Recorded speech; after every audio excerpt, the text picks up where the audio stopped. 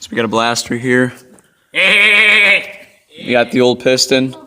And just, would you take a look at that, boys? Sand on top of the piston. Ruined it. Look at that. Ruined it. What is up, YouTube? It's Mickey Mouse Operations here. And today we're going to be doing a little bit of a public service announcement slash tech tip. And that's going to be to always use the proper airbox slash air filter when you're riding in dusty and dirty conditions. Because this is what happened to one of our pistons in a blaster that we had. As you can see on the top, that's all sand caked on there from getting sucked right into the internals of the engine.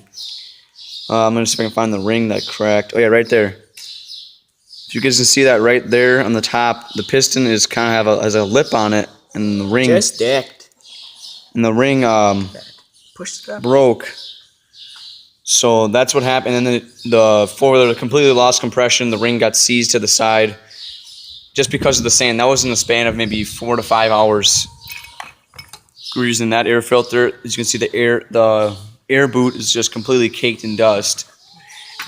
And yeah, that's pretty much what happens when you let dirt get sucked into your engine. And that happened, like I said, within a matter of hours.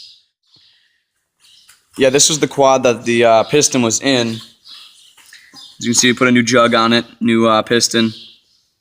This one was hopped up pretty good, but we put it back to stock pretty much now. We got one of these tacks on here actually too, guys, for small engines. These little tack and hour gauges, they work actually really well, surprisingly. It's accurate. I know right away it's accurate. Goes up to like 35,000 RPM. Hours work good, especially for rebuilding. If you need an hour gauge to see how many hours you got on a rebuild, very handy, guys.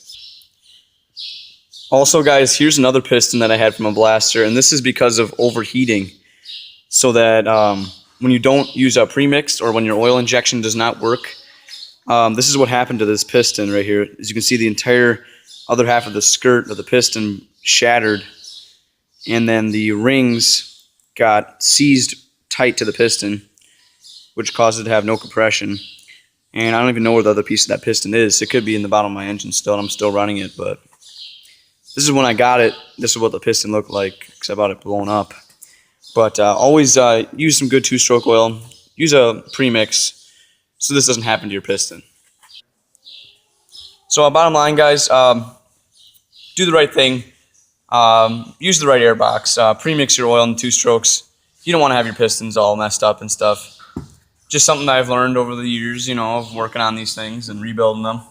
Just a lot easier to do it right than to rebuild it. Anyway, hopefully this helpful to most of you guys, and you can learn from this.